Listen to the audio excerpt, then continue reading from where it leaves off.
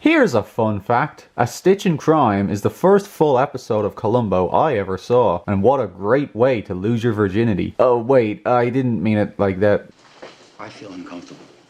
Mr. Spock himself, Leonard Nimoy, plays Dr. Barry Mayfield, a brilliant but cold-hearted cardiothoracic surgeon. Along with colleague Dr. Edmund Heidemann, he has developed a breakthrough new kind of wonder drug and is eager to publish their research right away. But Dr. Heidemann holds off, believing further trials are needed first. Conveniently for Dr. Mayfield, Dr. Heidemann has a dodgy ticker and is in need of valve replacement surgery, which Mayfield is on hand to perform. During the operation, the devious doctor uses some dissolving suture to stitch Heidemann back up. Basically, there are two types of suture. Regular suture, which is supposed to last, well, forever I guess, and dissolving suture, which automatically breaks down after a while. By using dissolving suture instead of regular suture, Mayfield is essentially guaranteeing that Dr. Heidemann will suffer a fatal heart attack in just a few weeks, leaving him free to publish their findings and get all the glory for himself. However, a scrub nurse, Sharon Martin, discovers that Dr. Mayfield sneaked some dissolving suture into theatre and begins to suspect something is amiss. Unfortunately for her, Mayfield lies in wait in the parking lot for her to leave for the night and then brains her with a crowbar.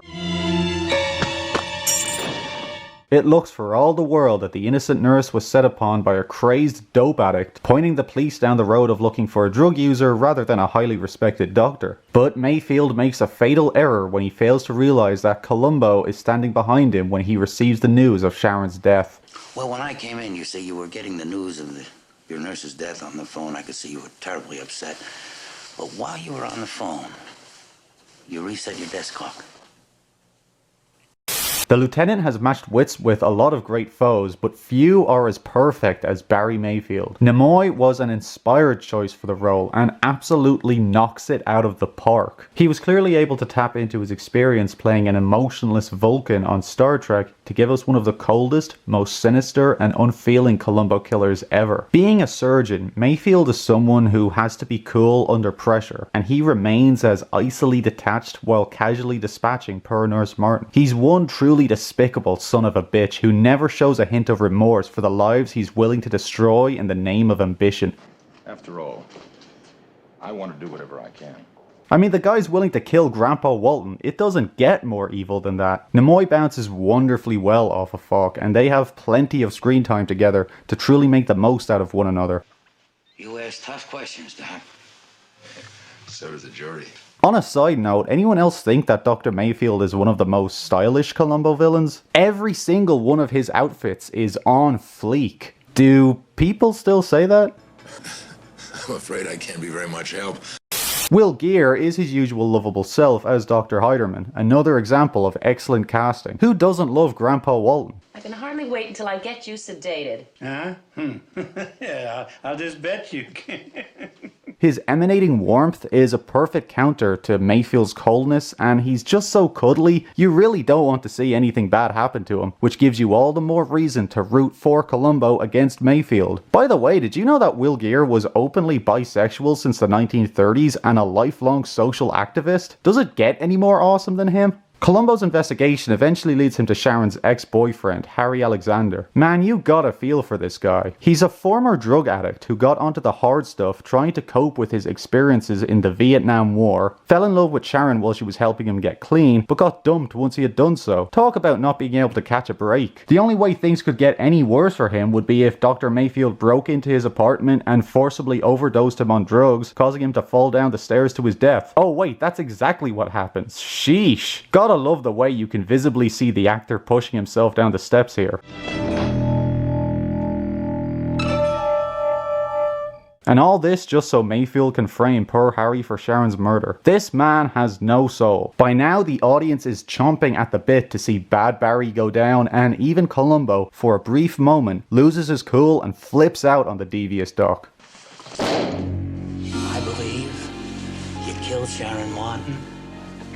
And I believe you're trying to kill Dr. Heidemann. This isn't just the best part of this stellar episode, but it's gotta be one of the top 10 Columbo moments of all time. Columbo letting the mask slip to show his enemy just what he really thinks of him is such a treat, made all the more sweet by how rarely it happens. This is also the first time we really see Mayfield's own cage get rattled. Columbo warns him that if Dr. Heidemann dies, an autopsy will reveal the presence of dissolving suture, and Mayfield will go to jail. Mayfield adds a little something extra to Heidemann's daily medicine and triggers a heart attack, allowing Mayfield to rush him into theater and remove the incriminating suture. Earlier in the episode, we got a hilarious scene of Columbo being squeamish in the operating room, but by now he's not fucking around, staring Mayfield down to let him know he won't get away with this. Yet, when Columbo has the entire room searched, he can't find any trace of the suture anywhere. I don't have to stand for this. Well, it looks like Columbo's been outfoxed, huh?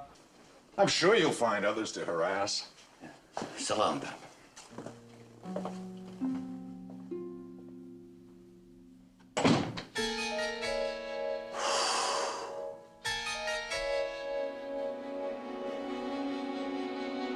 Except right at the last second, he realizes just exactly why Dr. Mayfield, a man usually so composed and confident under pressure, lost his temper and shoved Columbo out of the way.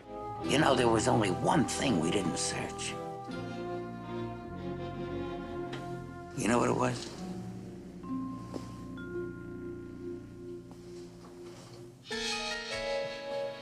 It was me.